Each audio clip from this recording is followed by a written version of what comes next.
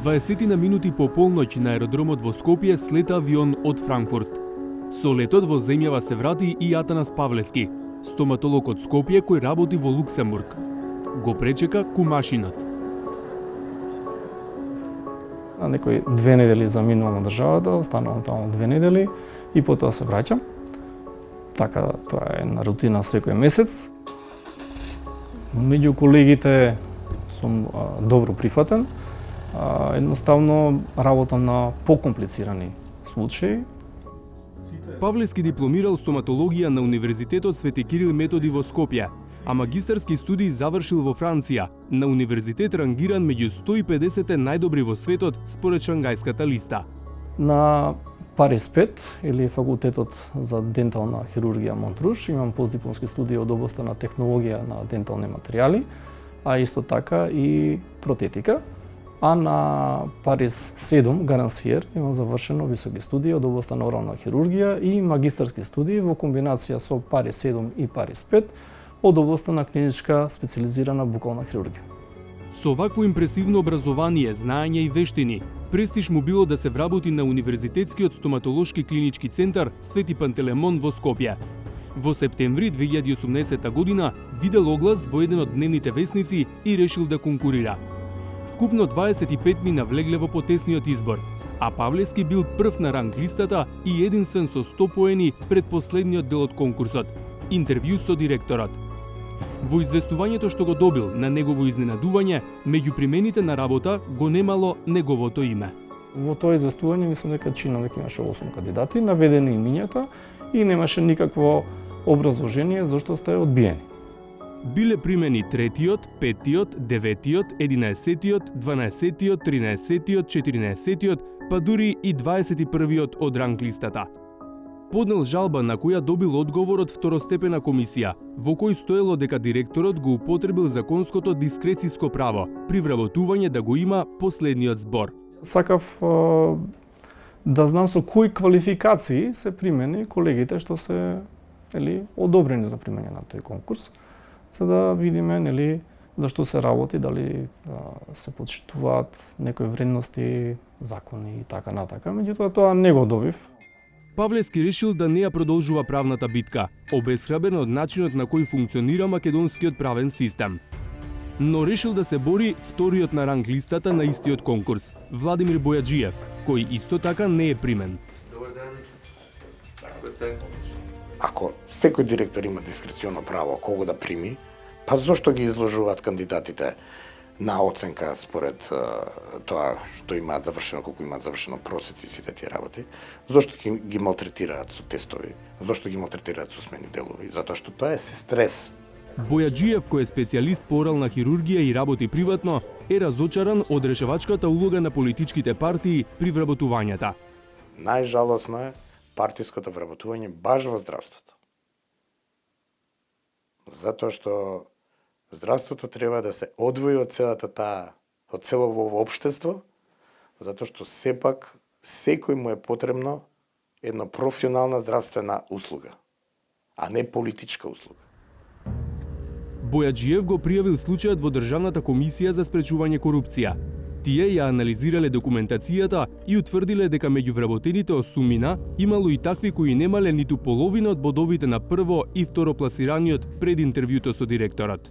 Точно е дека во Законот за здравствена заштита стои дека раководното лице има дискреционо право да изврши избор, ама сега вие можете да извршите избор од некој што се тука некаде со поените, па нели ви остава некаков печаток, некој повеќе, некој помалку, меѓутоа не може некој со 100 поени да не биде избран, а некој со 41 поен да биде избран.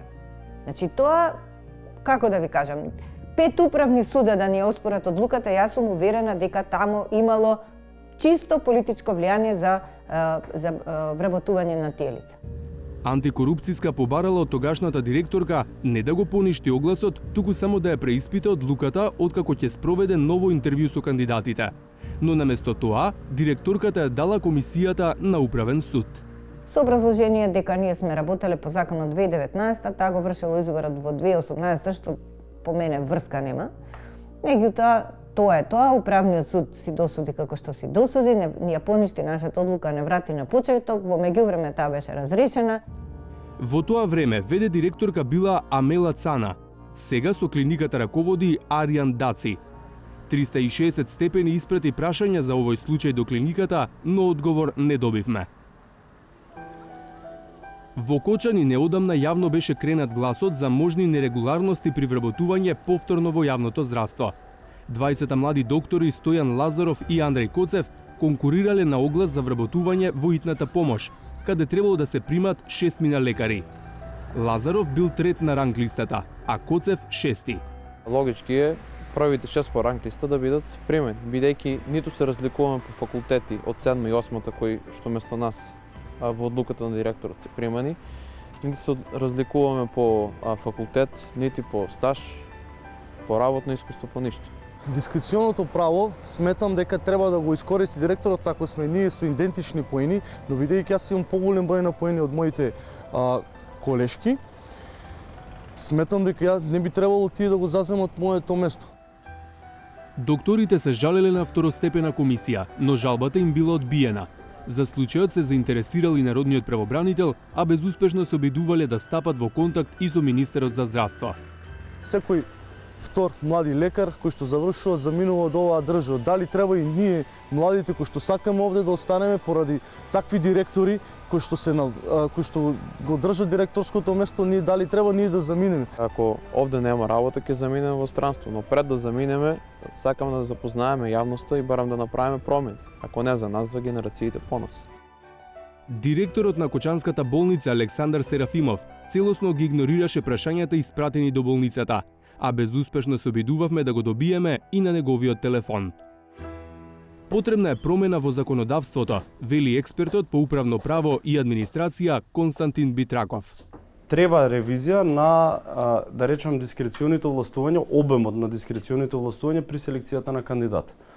За мене е во ред од тројца да се избере еден, па можеби едниот ќе има повеќе бодови, меѓутоа од 30, или ако е 26-то место, иако пак ја потенцирам, не можам да го знам случајот, е несериозно да се избере 26-тиот. Според Битраков, правните лекови при вработување пошироко во јавниот сектор не се делотворни. Оној кој што е незадоволен од одлуката за избор на кандидатот има право на жалба до Агенцијата за администрација. После таа жалба, ако му биде одбиена практично жалбата, кандидатот веќе има право на граѓански спор, односно спор со тужба пред граѓанските судови, кој што може да трае долго време, кој што се води како работен спор, а во меѓувреме овој кој што е селектиран кандидат веќе се вработува, се носи одлука која што е извршна, тој почнува да работи на тоа работно место и се поставува легитимно прашање што му останува на овој кој што поднел граѓански спор. Затоа Битраков смета дека е потребна реформа на соодветната легислатива, на што повикува и Европската комисија во својот последен годишен извештај за Северна Македонија. Северна Македонија треба да го усвои ревидираниот закон за административни службеници и законот за вработените во јавниот сектор и новиот закон за висока раководна служба со цел да се обезбеди вработување засновано на заслуги и правични унапредување и отпуштање на раководно ниво. Од Министерството за информатичко општество и администрација велат дека законот за административни службеници и законот за вработените во јавниот сектор се во процедура на одобрување од владата. Законот за висока раководна служба пак е кај работната група и се чека на негово финализирање. Во одговорот до 360 степени од Министерството велат дека и сегашното законско решение не му дава дискрециско право на функционерот при изборот на кандидати, иако ова тврдење не го подкрепуваат со објаснување. За новите закони што се во владина процедура велат дека уште повеќе го напредуваат меритократскиот начин на избор на кандидати. Овие закони, велат од Министерството, се работени со експерти од Европската комисија, при што се најдени решенија за проблемите кои се појавиле при досегашното нивно спроведување. Дополнително, еден од условите што треба да ги исполни земјава за да може да го отвори првиот кластер во пристапните преговори со Европската Унија е изработка на посебен патоказ за сеопфатна реформа на јавната администрација. За вработувањата во јавниот сектор ги прашавме лидерите на партиите кои со децении се на власт или на централно или на локално ниво. Вие сте премиер и председател, лидер на најголемата владеачка партија, па кажете кога конечно ќе престане праксата на партиски вработувања, а ќе почне да се почитува принципот на меритократија? Прво, ако погледнете нашата законска регулатива и процедури, тие токму овозможуваат меритократија и овозможуваат запослување на оние кои што се најдобри. Но како ги мотивирате министрите, директорите, останатите функционери на болници, на јавни предпријатија да не вработуваат партиски кадри, туку соодветни кадри по Така меритократија? спроведуваат законот и процедурите. Тоа е единствениот начин да најдобрите бидат ангажирани. А секаде каде што има злоупотреби да бидат пријавени во надлежните органи. Nu duhet të ketë punësime mbi baza partijake, por të vlej profesionalizmi, meritokracia. Како ги мотивирате директорите, министрите на болници, на јавни предпријатија да не вработуваат партиски кадри, туку да вработуваат квалитетни кадри за да не заминуваат? Како ги мотивирате да не го прават тоа? Kjo tani është një përcaktim që për çdo ditë duhet apele të bëhen mbi drejtorët, mbi ekzekutivin që të respektohet meritokracia. Прашањето до Христијан Мицкоски беше за градоначалниците и другите функционери во општините во кои ВМРО ДПМН е на власт. Нема некој посебен тренинг за тоа. Тоа се све луѓе кои што се свесни, но и совесни луѓе. И они сакаат општините каде што тие управуваат и се градоначалници додат напред. А само со мерит системот можеме да идеме напред. И јас како човек, еве, доволно е оваа јавна изјава што ја кажувам, а и во личните наши контакти, секогаш инсистирам на мерит системот, никогаш не инсистирам на балансерот, бадинтерот или пак партиската книжка. На ваквите одговори на политичарите, председателката на антикорупцијската комисија коментира: Кај нас владее едно мислење дека имаме борба за власт, дека политичките партии кои што ќе ја добијат власта, тие треба да постават висока раководна структура која што ќе си бира своји партиски војници за понатаму да работи во институциите. Што по мене е тотално погрешно. Значи скроз погрешно. Политичките партии нека се борат да дојдат на власт и нека дојдат на власт. Тие треба да овозможат начини, мерки, критериуми за функционирање на мерит системот. Тие треба, ако сакаат да бидат успешни, треба да отворат пат на професионалците. Оти само професионалците може да ја изведат оваа земја од оваа состојба. За стоматологот Атанас Павлевски за миг поминаа 2 недели со сопругата и 2 деца во Македонија. Од Скопскиот аеродром ќе се качи на летот за Франкфурт, од каде им се враќа на двонеделните работни обврски во Луксембург. Ја сакам државата, Македонија, во моментов не планирам да заминам целосно, меѓутоа, како што испомнав повеќе, самите работни обврски и ангажманот што го имам со одредени фирми во однос на дигитална стоматологија и така натака, не би можел да ги извршувам во Македонија. Така да, ради тој момент, и мојот напредок и општо модернизација во стоматологијата, мојот ангажман професионален е моментално надвор. Меѓутоа, дали комплетно ќе заминеме сите, зависи од многу фактори, а еден е и општите случувања во нашата држава нормално.